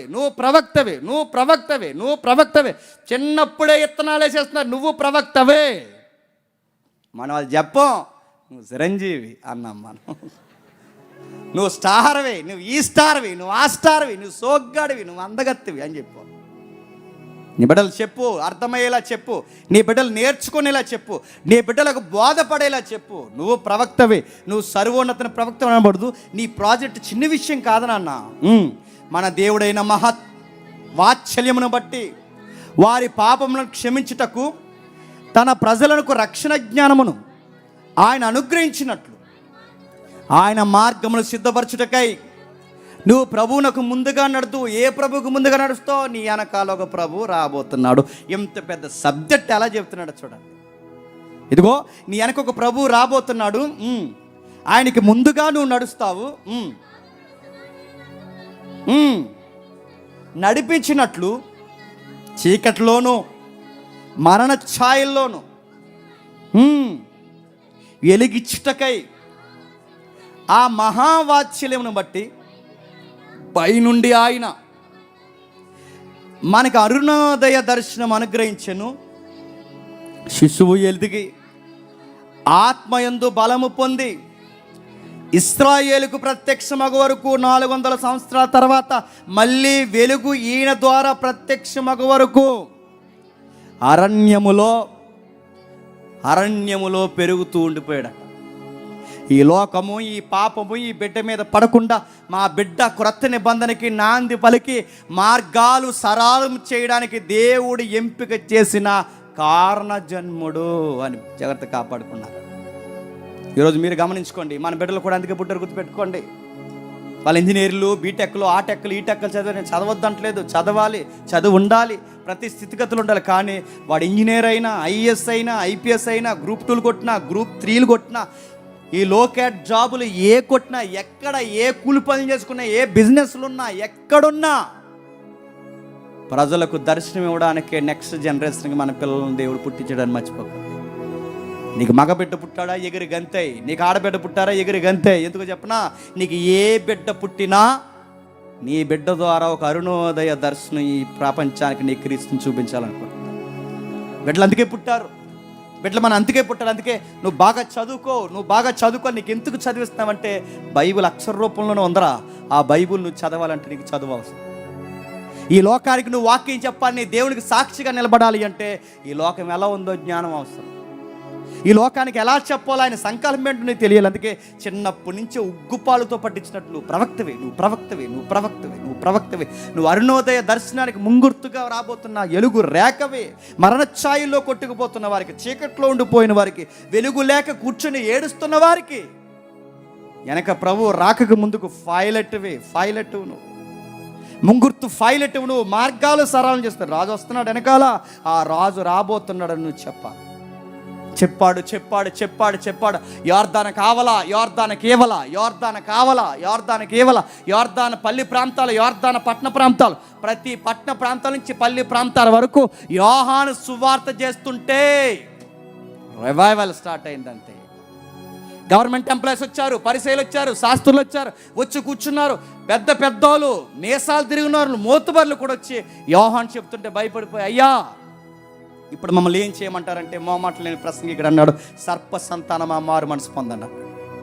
బాప్టిజాలు తీసుకుంటే రక్షకుడు వస్తున్నాడు, బాప్టిజాలు తీసుకుంటే రక్షకుడు వస్తున్నాడు. మారు మనసు పొందుడే దేవుని రాజ్యం సమీపంలో ఉన్నది, మారు మనసు పొందుడే దేవుని రాజ్యం సమీపం ఉందంటే, మోమాటం లేని ప్రసంగికుడు గనక మోమాటం లేకుండా రాజు దర్బారుకు పోయి రాజు ముఖం మీద చేయి పెట్టేలా అన్నాడు, తప్పు చేసావు అని చెప్పాడు. రాజువి తలకాయ నువ్వే తినంగా లేకపోతే సామాన్య సమాజం తినంగా ఉంటుంది అనుకుంటున్నావా? రాజు ఏం చేసావు? నీ కళ్ళు నీకేమైనా తెలుస్తున్నాయా? నీ కళ్ళు ఆనుతున్నాయా? నీ కళ్ళు కనబడుతున్నాయా? నువ్వేం చేస్తావు? దేవుని రాజ్యాన్ని ముందుగా ప్రకటించడానికి వచ్చా. నువ్వు రాజు అయితే ఎవడక లెక్క, గవర్నర్ అయితే ఎవడక లెక్క, ఎవడక లెక్క.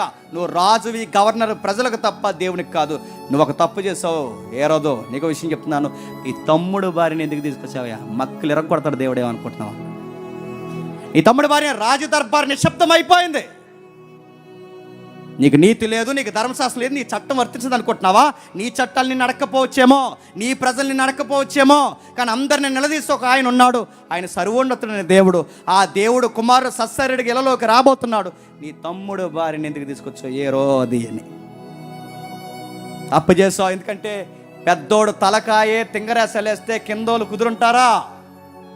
తెలుగులో సామెత ఉంది కదా, తల్లి సేని వేస్తే బిడ్డ గట్టుమైదు. నీకే మురిపాలు సోకులు ఎక్కువైపోతే చెప్పండి, బిడ్డలు ఆగుతారా? ఫ్యాషన్ షోలు రెడీ చేస్తారు, గుర్తుపెట్టుకో. నువ్వే తాగి తందనలాడితే నీ కొడుకు మంచినీళ్ళు తాగుతాడు అనుకుంటున్నావా? ఆగుతాడు వాడు. మీరే పనికిమాల గొడవలు కాలు దూతే మీ పిల్లలు నిశ్శబ్దంగా పద్యాలు చెప్తారనుకుంటున్నారా? అచ్చి బూతులు మాట్లాడతారు వాళ్ళు. నువ్వే పని చేయక సోమరుడవైతే నీ కొడుకు పని దొంగ అవుతాడు, గుర్తుపెట్టుకో. తలకాయలు. అందుకే నువ్వు రాష్ట్రానికి తండ్రిలా అంటాడువి, ఏ రోజు నువ్వు రాజువి, గవర్నర్వి. నువ్వేలా ఉంటే ఎలా? మారు. దేవుడు చెప్పమని చెప్పాడు. మారంటే మారడానికి వీళ్ళు అక్రమ సంబంధానికి అడ్డొచ్చారని గుర్తుపెట్టుకోండి. చరిత్రలో ఏ నేర చరిత్ర మీరు చూడండి, అక్రమ సంబంధాల కొరకు మాట్లాడిన వాళ్ళని, అక్రమ సంబంధాలు చెయ్యొద్దని చెప్పిన వాళ్ళని, అడిగిన వాళ్ళని, అక్రమ సంబంధాలు పెట్టుకున్న వాళ్ళు ఏం చేస్తారు తెలుసా? ప్రవక్త అయినా చంపేస్తారు. అక్రమ సంబంధాలు అంత ప్రమాదం. ఆ మోజు అలా ఉంటుంది, ఆ చీకటి అలా ఉంటుంది. ఆ మోజులు, ఆ చీకట్లో భర్తనైనా చంపేస్తావు, భార్యనైనా చంపేస్తావు. మతం ఎక్కిన ఒక గాడిది, మతం ఎక్కిన పనికి మాలినోడు తన ప్రియురాల కొరకు భార్యని, పిల్లల్ని, ఇద్దరిని సున్ని బిగించి చంపేశాడు. ఒక మతం ఎక్కిన ఆడది సిగ్గు లేకుండా ఏం చేసిందో తెలుసా? తన భర్తని, కష్టపడుస్తున్న తన భర్తకి తినే అన్నంలో ఇష్టం పెట్టి చంపేసింది, ప్రియుడి కోసం. తన పిల్లలు అడ్డొస్తున్నారని చంపేసింది. కేరళ స్టోరీ మీరు చూసారు లేదో? కేరళ స్టోరీ చూడండి, మధ్య పోద్ది ఆ డాక్యుమెంటరీ చదివితే. ఎప్పుడో పూర్వకాల ప్రియుడు పరిచయం అయ్యాడట. ఆ ప్రియుడిని దక్కించడానికి ఉయ్యాల్లో ఆడుకుంటున్న పిల్లలకు విస్మించి చంపేసిందండి. నర్సింగ్ డిపార్ట్మెంట్లో ఉంటుంది ఆ డాక్యుమెంట్. నేను మ్యూజిక్ డైరెక్టర్ మోజెస్ చూస్తే, మోజెస్ 6 రోజులు మర్చిపోలేదండి ఆవిడ మొఖం. నేను ఎక్కడ చూసినా ఆవిడ గుర్తొస్తుందా అన్నాడు. అంత అలా చంపేది 12 మంది చంపేస్తుంది. దేనికి చంపిందంటే ఆ స్టోరీలో, ఆ డాక్యుమెంట్లో. ఎప్పటికే మొన్నే జడ్జిమెంట్ వచ్చింది అనుకుంటా, మన వరకు జడ్జిమెంట్ ఉరి శిక్ష చేశారు ఆ పనికి మాలిన దానికి. 8 మందిని 12 మందిని చంపేసిందండి. దేనికంటే అక్రమ సంబంధానికి. అక్రమ సంబంధాలకి చంపేస్తారు, ప్రవక్తను కూడా చంపేస్తారు. దేవుని చిత్తం అలా వెళుతుంది. ఆ రాజుకి వార్నింగ్ ఇస్తున్న ప్రవక్త గుండెల్లో ఉన్న ఆవేశం ఏంటో తెలుసా? చావనైనా చచ్చిపోతాను కానీ రాజీ పడి సువార్త చేయనని సువార్త చేశాడు. సువార్త అలాగే చేయాలండి. చస్తే వీరమరణం చెప్పాలంతే. ఇక వాడు ఎదుటోడు ఎంత పెద్దోడని చెప్పాలంతే. అది తప్పు అయితే తప్పు అని చెప్పాలంతే. రాజీ సువార్త లేవు, అడ్జస్ట్మెంట్ గాస్పల్ లేదు, సర్దుబాటు గాస్పల్ లేదు. చెప్పాలి. నువ్వు ఎవడవైతే ఎవడక లెక్క చెబుతాం. నువ్వు ఎదురుగా నీ వెనకాల తోపులు ఎవడున్నా చెబుతాం. నువ్వు ఎంత పెద్దోడవని చెప్తావు. నువ్వు ఎంత పెద్ద వాడబడుతున్న వ్యక్తివైనా, ప్రజాస్వామ్య ప్రభుత్వ అధికారమైనా చెప్తాం. నువ్వెవడవైనా చెప్తావు. ఎందుకు ఈ మాట చెప్తున్నాను తెలుసా? ప్రభుత్వం మారేసరికి ప్రసంగాలు మార్చేస్తున్నారు చాలామంది, నాకు తెలుసు.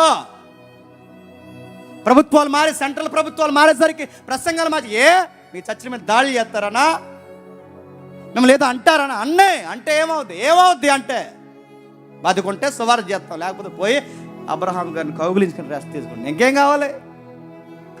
ఏదో మనం కట్టుకున్నారని ఒక మాట చెప్తాం వెళ్ళే ముందు, సేవలో వెళ్ళిపోతున్నాను, సేవలో వెళ్తున్నాను, బిడ్డలతో జాగ్రత్తకుంటూ ఒకరోజు నువ్వు కూడా వచ్చేద్దావు, జాగ్రత్తకుంటే మా వైఫ్ చెప్పి వెళ్ళిపోతాం, అంతే కదా. ఇంక దేనికోసం బతకాలి చెప్పండి? ఇలా చెప్పాడు, సరిగ్గా సరళం చేశాడు, హైవే వేసేసాడండి. హైవే యోహాను రాజు వస్తున్నాడు, గాడిదెక్కి రాజు వస్తున్నాడు, రెక్కల మీద రాజు నడుచుకుంటూ వస్తున్నాడు.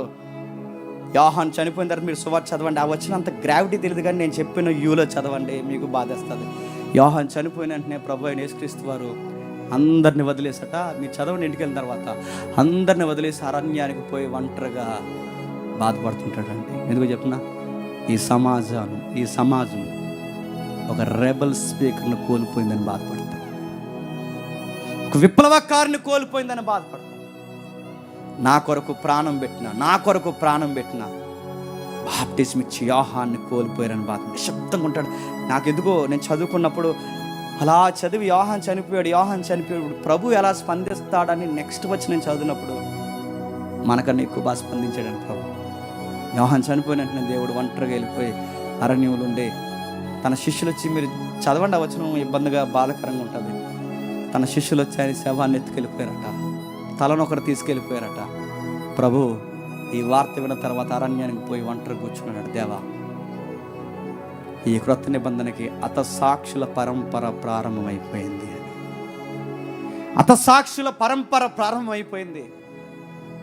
ఈ హైవేని వేయడానికి, ఈ మార్గాన్ని వేయడానికి మొదట బలిదానం ఇతనైతే,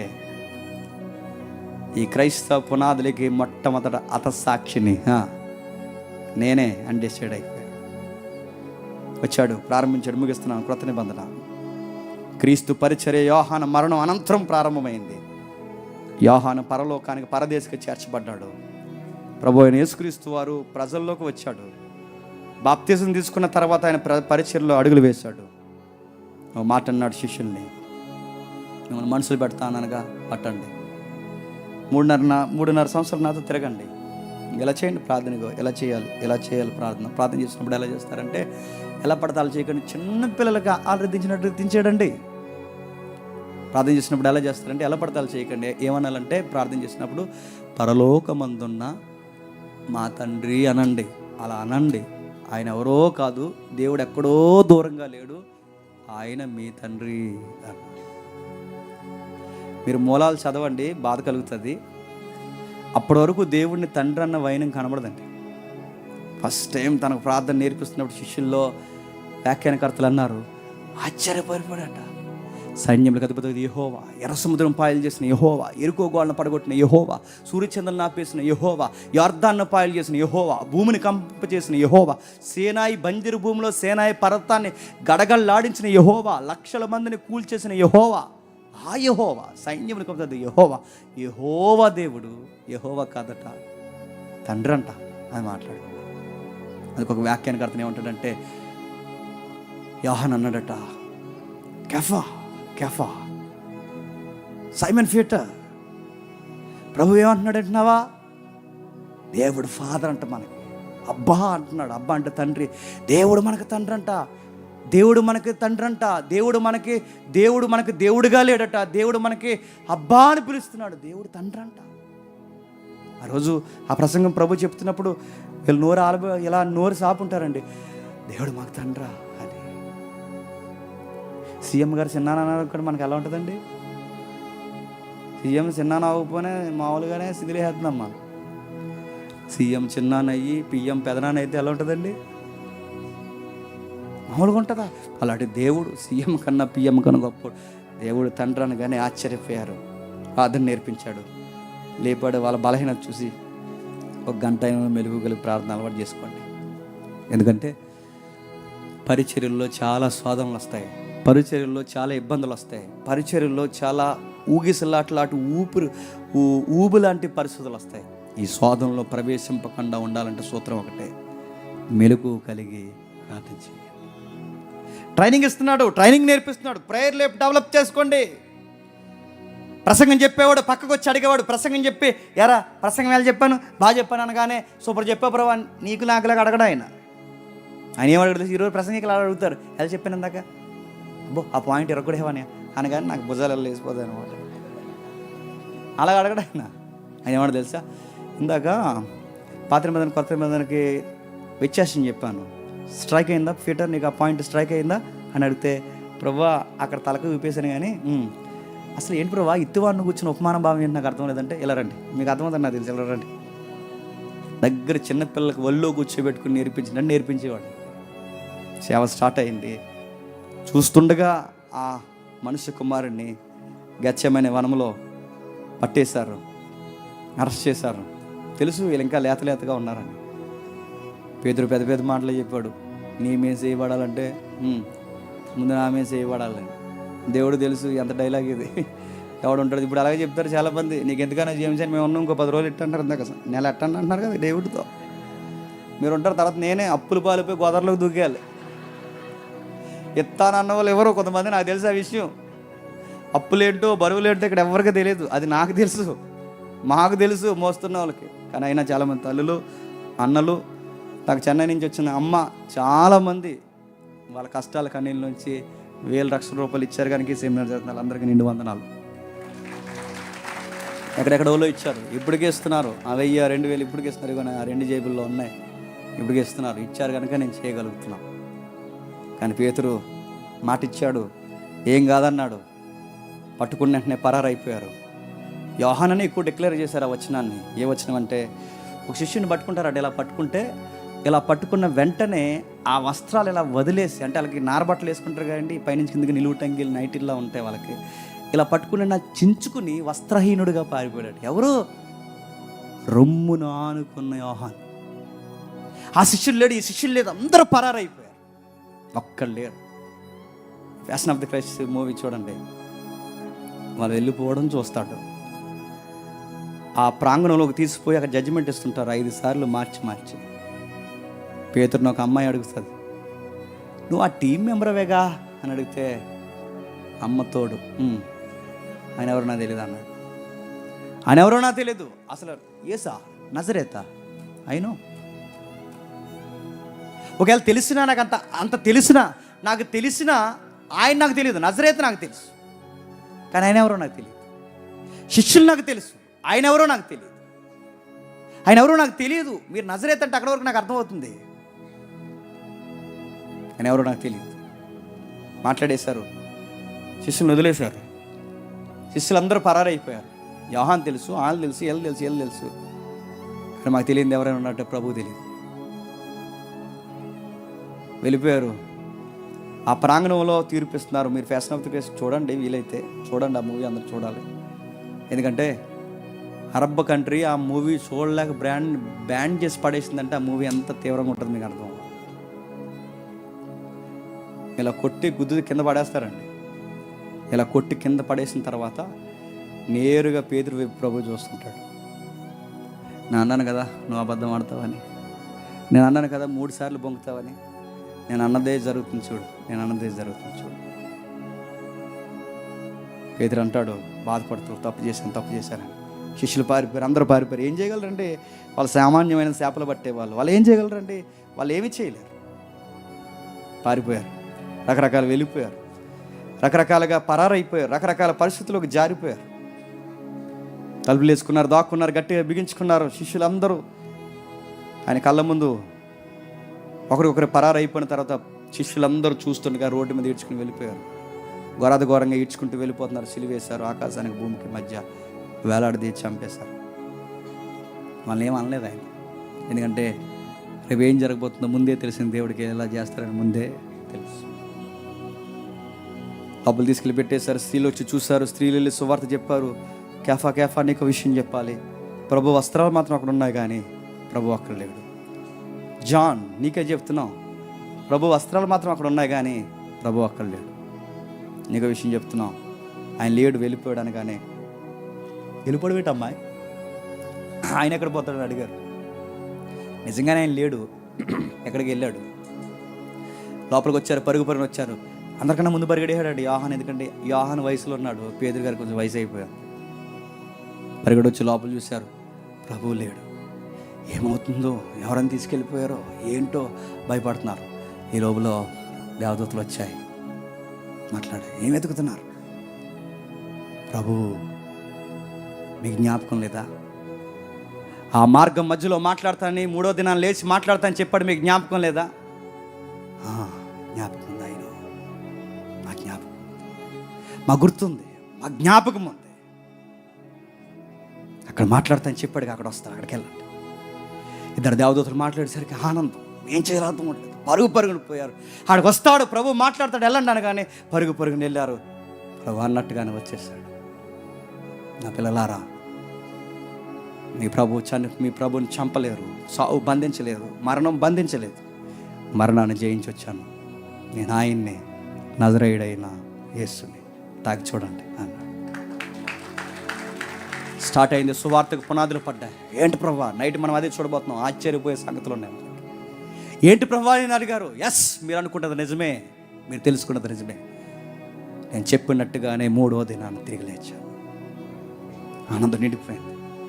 చావు ఏమీ చేయలేదు ప్రభు అంటే చావు ఏమీ చేయలేదు. మరణం ఏమీ చేయలేదు ప్రభు అంటే మరణం ఏమీ చేయలేదు. నువ్వేం చేయాలి ప్రభు అంటే వెయిట్ చేయండి. ఎదురు చూడండి. ఎప్పటివరకు ఎదురు చూడాలి? ఎక్కడ ఎదురు చూడాలి? యెరూషలేము పట్టణంలో ఎదురు చూడండి, ఎక్కడికి వెళ్ళకండి. యెరూషలేములో కనిపెట్టుకుని ఉండండి, ఎక్కడికి వెళ్ళకండి. అక్కడే ఎదురు చూడండి, అక్కడే ఉండండి అన్నారు. కనిపెట్టారు. ఎప్పటి వరకు ప్రభు అంటే కొద్ది దినాలు కనిపెట్టండి. ఎప్పటి వరకు ప్రభు అంటే నేను చెప్పు ఆదరణకర్త ఆయన వస్తాడు, అప్పటి వరకు అక్కడే కనిపెట్టండి. కనిపెట్టారు, ఆదరణ కొరకు ఉన్నారు. ఆదరణకర్త అనుకున్నట్టుగా వచ్చాడు. సరిగ్గా పెంతెకొస్తు టైంలో ఆదరణకర్త దిగిపోయాడు. దిగిపోయిన వారికి ప్రభు ఒక మాట చెప్పాడు, వీళ్ళతో ఒక మాట అన్నాడు. శక్తి నొంది సర్వలోకానికి దిగంతాల వరకు ఈ సువార్త చెప్పడానికి పరిశుద్ధాత్మ మీ మీదకి వచ్చిన మీరు శక్తిని నొందిదరన్నారు. అనుకున్నారు, శక్తిని పుంజుకున్నారు. పెంతెకొస్తు దినాన ప్రభు అని యేసుక్రీస్తు వారు చెప్పినట్టుగానే పరిశుద్ధాత్ముడి మీదకి వచ్చాడు. అంతే, స్టార్ట్ అయింది సంఘ చరిత్ర, ప్రారంభమైంది సంఘ చరిత్ర. ప్రారంభించారు సంఘ చరిత్ర. మారారు. 6వ అధ్యాయంకి వచ్చేసరికి మొత్తం ఎక్కారు, మళ్ళీ దెబ్బలు కొట్టాడు. చెరసాలకు ఆలపోయినట్టే వీళ్ళని శ్రమలకు పంపించేశాడు. పంపించి చెదరగొట్టి సువార్త చేయించాడు. ఒకేసారి పెంతెకొస్తు దినాన్న సువార్తల ఎదజల్లేశాడు 20 లక్షల మందికి. అపోస్తుల కార్యం ఇచ్చాను, అందుకే దాని పేరు అపోస్తుల కార్యాలు. అపోస్తుల కార్యాలు ఏం చేశారు? ప్రభు సువార్త చేశారు. అపోస్తుల కార్యంలో గుడ్డోలకి, కుంటోలకి, మోగోలకి, నపుంసకులకి, పెద్దలకి, చిన్నలకి, జాతి వేరుగున్న వాళ్ళకి, నల్ల జాతీయులకి, తెల్ల జాతీయులకి, యూదులకి, ఇశ్రాయేలుకి, ఆడోళ్ళకి, మగాళ్ళకి, సమాజ మందిరంలో ఉన్న వాళ్ళకి, మత పెద్దలకి, చిన్నోళ్ళకి, మతోన్మాదులకి, ఉగ్రవాదులకి, ఒక్కడేంటి అన్ని రకాల మనుషులకి సువార్త చెప్పి కట్టారు. ఆ చేసిన కార్యాల కొరకు రాయబడిన పుస్తకం పేరే అపోస్తుల కార్యములు. అది 5 కాండాలైతే ఈ అపోస్తుల కార్యం అనేది యెషయా గ్రంథం లాంటిది, గుర్తుపెట్టుకోండి. ఆ తర్వాత యెషయా, యెరెమీయా లాగా ఇవి రికార్డ్ చేయబడితే తర్వాత ప్రవక్తల గ్రంథాలు చదువుకుంటాంగా. మలాకి, జకరియా, మేకా, యోనా ఎలాగైతే చదువుకుంటామో ఇక్కడ మనకు కనబడే ఆ ప్లేస్ని భర్తీ చేసే పుస్తకాలు ఏంటి చెప్పనా? ఏపీసీ, కొరింథీ, గలతీ, ఫిలిప్పీ చదువుకుంటున్నాగా. 1 పేతురు, 2 పేతురు, 1 యోహాను, 2 యోహాను, 3 యోహాను, యోదా, యాకోబు. అక్కడ ప్రవక్తల గ్రంథాలు, ఇక్కడ ప్రవక్తల పత్రికలు. అక్కడ ప్రవక్తల గ్రంథాలు, ఇక్కడ అపోస్తుల పత్రికలు. ముగిసిపోతూ అక్కడ మలాకీతో ముగిసిపోయింది. మలాకీ ఏమని ముగిసిపోతుందో తెలుసా? నీతి సూర్యుడు త్వరలోనే రాబోతున్నాడని మలాకీ ముగిసిపోతుంది. ప్రకటన గ్రంథం ఏం ముగిసిపోతుందో తెలుసా? పెండ్లు కుమారుడు త్వరలోనే రాబోతున్నాడు, ఎదురు చూడండి సంగమా అని ముగిసిపోతాడు. త్వరలోనే పెండ్లు కుమారుడు రాబోతున్నాడు, ఇదిగో ఎదురు చూడండి. నీ రాజు, నా రాజు త్వరలో రాబోతున్నాడని పెండ్లు కుమారుడు చెప్పి ముగిస్తాడు. అందుకే సౌలు రక్తతర్పణలో పుట్టాడు. ఒక మాటలో చెప్పాడు, రక్తతర్పణలో పుట్టాడు. స్తెఫను అనే వ్యక్తిని చంపితే ఆ రక్తంలో ఊపిరి పీల్చుకున్న వ్యక్తే సౌలు పౌలుగా మారాడు. ప్రభువుకి కట్టబడ్డాడు, పత్రికలు రాశాడు, క్రీస్తును ప్రకటించాడు. ఏమని ప్రకటించాడు? నజరేయుడైన యేసే మెస్సయ్యా అని ప్రకటించాడు. ఆ టైం వచ్చేసరికి పౌలు, పేతురు, యాకోబు వీళ్ళందరూ మనం కలిసి చదువుకుంటాం. నాకు ఎదుగో ఎన్నిసార్లు చెప్పిన పౌలు గారు విచిత్రంగా అనిపిస్తారు. 12 మంది ఒకే ఉంటే ఒకే ఉంటాడు, అది రాతో అపోస్తుడైన పౌలు. ఆ ఒక్కడు గొప్ప పరిచర్య. ఎంత గొప్ప పరిచర్య అంటే తర్వాత మీరు చదవండి, అపోస్తుల కార్యం దాటిన తర్వాత ఇక అపోస్తులు ఎవ్వరు కనబడరండి. అపోస్తుల కార్యం సగం నుంచే స్టార్ట్ అయిపోతాడు హీరో. ఎవరు చెప్పండి? పౌలు గారు. ఈయన వచ్చిన తర్వాత ఈయన కోసం రికార్డ్స్ ఎక్కువ ఉంటాయి. ఇదే క్రొత్త నిబంధన. ఎక్కడి వరకు చెప్పాడు? ఆసియా మొదలుకొని ఆసియా మొదలుకొని పెద్ద ఖండమైన ఐరోపా ఖండం వరకు చెప్పాడు. ఆ ఐరోపా ఖండంలో ఆ రోజు పౌలు పునాది వేసాడు కనుక చరిత్ర లెక్కల ప్రకారం అమెరికాకి ఐరోపా నుంచే సువార్త వెళ్ళింది. అమెరికాకి ఐరోపా నుండే సువార్త వెళ్ళింది. జల్లేశారంతే ఇంక సువార్త. కృతమైన చరిత్ర ప్రారంభం అయిపోయింది. సంఘం ముగిస్తూ ఏముందంటే నేడో రేపు వచ్చేస్తాడు. నేడో రేపు వచ్చేసినప్పుడు మనకి ఇల్లు ఎందుకు? నేడో రేపు వచ్చేసినప్పుడు మనకు వాకిలు ఎందుకు? నేడో రేపు వచ్చేసినప్పుడు మనకు వాహనాలు ఎందుకు? నేడో రేపు వచ్చేసినప్పుడు మనకు ఎందుకు? అందుకే స్థిరాస్తులు అమ్మి మనం ఏం చేద్దామంటే సువార్త కొరకు వారి అక్కర కొలది కంచిపెడదు.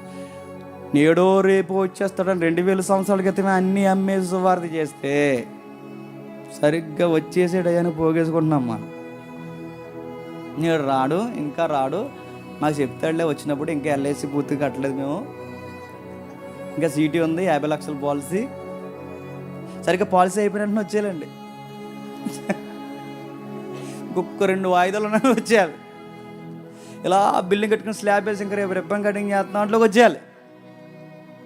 పెళ్ళి ఈరోజు రేపు ఫస్ట్ నైట్ అనగానే వచ్చేయాలండి. అందుకే అపోస్తులు కదా స్ట్రైక్ అయింది కనుకే ఏమారు తెలుసా? పెళ్ళిళ్ళు అయిన వారు పెళ్ళిళ్ళు కానట్టును, భార్యలు ఉన్నవారు భార్యలు లేనట్టును. ఏమన్నాడండి? ఏమున్నా ఏమి లేని ఎలా ఉన్నా అలా ఉన్నాడు రా బాబు. సిమ్టమ్స్ చూస్తుంటే వచ్చేసేలా ఉన్నాడు. నాకు అర్థమవుతుంది. నాకు అర్థమవుతుంది. ఆయన వచ్చేసేలా ఉన్నాడు. ఆయన వచ్చేసాడు, నాకు తెలిసిపోతుంది. ఆయన వచ్చేస్తున్నాడు. ఎవరికి వారే డబ్బులు ఇబ్బులు ఏం పోగేసుకోకుండా రెడీ అయిపోండి అని రేపే రాకడన్నట్టు బతికారండి. అది రక్షణ కొరకు ఎదురు చూడటం అంటే. ఈరోజు అది లేదు. క్రొత్త నిబంధన చదివితే ఎలా ముగిసిపోతుందో తెలుసా? రేపే రాకడన్నట్టు. ఈరోజు రాకడ మీద అంత ఫోకస్ లేదు కనుకే, అంత ఎదురు చూపు లేదు కనుకే ఏమనుకుంటున్నారు తెలుసా? ఇంక అప్పుడే కాదులే అని చేద్దాంలే సువార్త. ఇంక చివరి 10 సంవత్సరాలు ఉంది కదా లాస్ట్. ఇప్పుడు అన్నీ రిటైర్ అయిపోతాం కదా, అప్పుడు ఇంకా డాక్టర్ గారు ఏం తినొద్దంటారు కదా మనల్ని, అప్పుడు తయారవుదాం మనం సువార్తకి. ఇంక దేవుడు వాడుకోపోతే ఇంకేం చేద్దాడని అంటే ఇంకా సువార్తలకు వస్తే అప్పుడు దేవుడు అంటాం, శక్తి నీవు ప్రభువా, బలము నీవు ప్రభువా, నీ సేవలో నన్ను ఈ గొర్రెను బలముగా వాడుకో ప్రభువా అంటాడు. ఎప్పుడు అన్నీ అరిగిపోయాగా అప్పుడు వచ్చి వాడండి. ఇప్పుడే రా, నేడే రా. చాలామంది తమ్ముళ్ళు బాప్టిజం తీసుకుంటున్నారు. నేను అందుకే చెప్తున్నాను, మన దొడ్డ ప్రహేదాన్ని ఫ్లోలో ఒక మాట అన్నాడు. ఇవన్నీ చూస్తుంటే మనం ఉండగానే రాకడ జరిగిపోయేలా ఉందన్నాడు. ఆయన ఫీలింగే కాదు, అందరి ఫీలింగ్ ఇది. స్పీకర్గా బైబుల్ దృక్కోణంలో చూసిన ఎవరికైనా అనిపిస్తుందండి, చూస్తుంటే వచ్చేసింది. అప్పుడప్పుడు రాకడ దర్శనాలు కళ్ళు కూడా వస్తున్నాయి ఏటో ఈ మధ్య. నిజంగానే మేఘాల మీద వెళ్ళిపోతున్నాం. కొంతమంది ఉన్నారులేండి, పేర్లు చెప్పకూడదు. వాళ్ళు అక్కడ ఉన్నారు, చెప్తే బాధపడతారని చెప్పలేదు కానీ వెళ్ళిపోతున్నాం. వాళ్ళు అక్కడే ఉన్నారు. ఇలాంటి దర్శనాలు కళ్ళు అన్నీ వస్తున్నాయని అడుగుతున్నాను. ఏమైపోతామో ఇది చూస్తుంటే దగ్గరగానే ఉన్నట్టుంది వ్యవహారం. అందుకే ప్రకటన అంత ముగిసిపోతుంది. ఆ రోజు దూరదర్శులు చెప్పారు, నెక్స్ట్ ఇది జరగబోతుందని. ఇంకా దూరదర్శులు లేరు, ఒకటే దూరదర్శిని, దాని పేరు ప్రత్యక్షపరచబడిన ప్రకటన గ్రంథం. ఇది చెప్పేసింది, డిసైడ్ చేసింది. డేట్ ఒక్కటే చెప్పలేదు, డిసైడ్ చేసింది. ఇది జరుగుతుంది, ఈ గుర్తులు కనిపెట్టండి, నెక్స్ట్ వచ్చేస్తాడు ఆయన. గుర్తులు ఏంటి చెప్పిన? ఏదో ఒక వ్యాధి వస్తుందట. ఆ వ్యాధి వచ్చినప్పుడు ఆ వ్యాధికి, ఆ విపక్తికి మనసులో ఒక సంఖ్య ఉంటుందట. ఆ సంఖ్యకి సంబంధించిన వారిని ఎత్తుకెళ్ళిపోయే వరకు ఆ వ్యాధి తగ్గదట. అది అలా వచ్చి అలా ఆ భూభాగంలో ఉన్న వాళ్ళని ఎత్తుకెళ్ళిపోతుంది. మీకు కనబడుతున్నాయి ఆ సిమ్టమ్స్? మీకు ముందు ఎబోలా అన్నారు. ఎబోలా చాలా భయంకరమైనది. ఎబోలా అంటే చెప్పిన చర్మం ఇలా కాలిపోయిన టైపు ఊడిపోతుంటుందని, ముక్కలుగా ముక్కు ఊడిపోతుంది, చెవి ఊడిపోతుంది, అన్నీ ఊడిపోతాయి. అదో బోలా. అలాంటిది వచ్చింది, అది ఎత్తుకెళ్ళిపోయింది. ఎబోలా ఎంతమంది ఉన్నా వెళ్ళిపోయారు. సైన్ ఫ్లూ వచ్చింది, ఎత్తుకెళ్ళిపోయింది. మొన్న కరోనా అన్నారు, ఎత్తుకెళ్ళిపోయింది. ఇప్పుడు మళ్ళీ ఏదో అంటున్నారు. అదేలే బాగా గుర్తెట్టుకుంటారు. ఇప్పుడు అది ఎత్తుకెళ్ళిపోద్ది. అడుగుతున్నాను, ప్రకటన చెప్పినట్టే కొన్ని రోజులకి వింతైన ప్రాబ్లం వస్తుందంట. ఆ ప్రాబ్లం ఏంటి చెప్పినా? ఈ ఏరియాలో ఆక్సిజన్ అందుతుందట. ప్రకటన అందుతుంది. ఈ ఏరియాలో ఆక్సిజన్ అందుతుందట, అక్కడి నుంచి ఆక్సిజన్ ఉండదట. ఇలాంటి ప్రాబ్లమ్స్ కూడా యూనివర్స్లో వస్తాయి అంట. ఇవన్నీ చూస్తున్నప్పుడు ప్రభు అన్నాడు, వధువు సంగమా, చిన్నమందా, నీ వరుడు సమీపమునే ఉన్నాడు, భయపడకన్నాడు. ఇది ఇప్పుడు మన దర్శనం. క్రొత్త నిబంధన ఏం నేర్పించిందంటే, ఆ పాత నిబంధన నీతి సూర్యుడు వస్తున్నాడు మలాకీతో ముగిసిపోతే, ఈ క్రొత్త నిబంధన అదే నీతి సూర్యుడు పెండ్ల కుమారుడిగా రాబోతున్నాడు. ఎదురుచూడు, ఎదురుచూడు, ఎదురుచూడు, ఎదురుచూడు. అందుకే నేను కోరుకుంటున్నానండి, ఒక ఆత్మీయుడిగా సరిగ్గా ఆయన రాక జరిగితే సెమినార్లో జరిగిపోవాలండి. సరిగ్గా ఇలా క్లాస్ అయిన ఇలా ఈ సెట్ ఇలా ఊడిపోయి ఫస్ట్ నేను వెళ్ళిపోవాలి ఇలాగా. ఎక్కడికక్కడ సెమినార్ రాని వాళ్ళు అందరూ అక్కడ ఉంటారు. అప్పుడు ఆయన చూసి మనం నవ్వాలండి. ఈ సెట్ ఇలా ఊడిపోయి మేఘం ఇలా వచ్చి మనల్ని అలా తీసుకెళ్ళి నిజంగా సెమినార్లో జరిగిపోతే ఎంత బాగుంటుందో. అది జరుగును గాక. ఆ మేఘాల మీద మీరు మనం అందరూ ఉండును గాక. బాప్టిజాలు లేని వారు ఇంకా తొట్టుగాడ ఉండుగాక అనండి. సిద్ధపడండి. బాప్టిజాల పేర్లు ఇచ్చేవారు రండి. మిగిలిన కార్యక్రమాన్ని చేసుకుందాం. దేవుడు మిమ్మల్ని దీవించును గాక.